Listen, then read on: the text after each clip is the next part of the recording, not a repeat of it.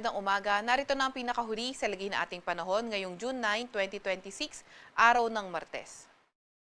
Narito ang ating pinakahuling satellite image kung saan ang southwest monsoon o habagat patuloy pa rin ang epekto sa kanlurang bahagi ng northern at central Luzon. At itong southwest monsoon nga na ito o habagat ay nagpapaulan sa mga ilang areas na nabanggit nga natin.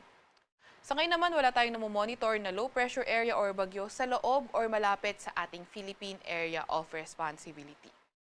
Para naman sa lagay ng panahon, ngayong araw, asahan nga natin yung southwest monsoon na magdadala ng maulap na papawirin at mga kalat-kalat na pag-ulan, pagkidlat at pagkulog sa lugar ng Ilocos Region, sa may Zambales, sa may Batanes at Babuyan Islands. Kaya ingat lalo na sa mga inuulan ng mga nakaraang araw pa sa mga banta ng pagbaha o hindi kaya pagguho ng lupa.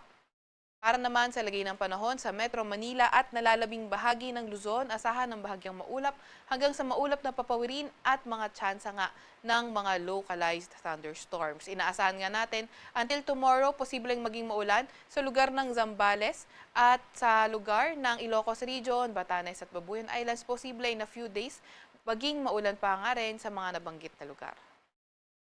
Agwat ng temperatura ngayong araw sa Metro Manila ay 26 to 33 degrees Celsius. Batanes at Babuyan Islands, posible in a few days maging maulan pa nga rin sa mga nabanggit na lugar. 32 degrees Celsius sa Maylawag. Agwat ng temperatura ngayong araw sa Metro Manila ay 26 to 33 degrees. Agwat ng temperatura sa May Tagaytay ay 24 to 31 degrees Celsius at 25 to 33 degrees Celsius naman sa May Legazpi.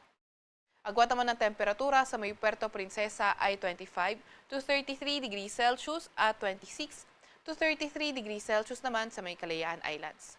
Para naman sa lagay ng panahon sa Visayas at Mindanao, inaasahan nga natin yung patuloy na bahagyang maulap hanggang sa maulap na papawirin pa rin at pagdating ng hapon, tumataas ang mga tsansa ng mga localized thunderstorms. Yung mga kasamahan natin sa Regional Services Division patuloy na maglalabas ng thunderstorm advisory kung kinakailangan. At least in the next 3 to 5 days, posible nga magpatuloy yung ganitong klaseng panahon, pero mahaba yung span ng time ng 3 to 5 days, kaya posible pa itong magbago, kaya patuloy pa rin tayo mag-antabay sa mga update na ilalabas ng Pag-asa. Agwat ang temperatura ngayong araw sa may Davao, Cebu at Iloilo ay 26 to 33 degrees Celsius. 27 to 33 degrees Celsius sa may Tacloban, at 24 to 34 degrees Celsius sa may Zamboanga at 26 to 32 degrees Celsius naman sa may Cagayan de Oro. Para naman sa laghin ating karagatan, wala pa rin tayong gale warning sa kahit na anong dagat baybayin ng ating bansa. Pero ingat pa rin sa mga papalaot yan sa may northern Luzon dahil posible ang katamtaman hanggang sa maalong karagatan. Sa Kalakang, Maynila, ang araw ay sisikat ng 5:26 ng umaga at lulubog ng 6:24 ng gabi.